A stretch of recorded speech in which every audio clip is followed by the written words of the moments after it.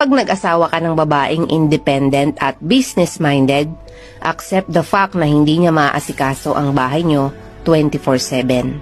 Kapag gusto mo naman sa babae ay inaasikaso ka full-time, accept the fact na hindi siya kumikita ng sarili niyang pera at may time na mapapabayaan ang kanyang sarili, kakaintindi sa'yo at sa anak nyo. Kapag gusto mo ng babaeng makinis, maputi, at chicks na chicks, accept the fact na kapag inasawa mo yan, kailangan mong sagutin ang lahat ng expenses niya sa beauty products to maintain her beauty. Kapag gusto mo ng babae na hindi ka bubungangaan, make sure na itatrato mo siya ng tama at tutulungan sa mga gawain. Kapag gusto mo sa babae na supportive siya sa'yo at hindi pinaghihigpitan, make sure na alam mo ang limit para magkaroon siya ng mas malaking tiwala sa'yo.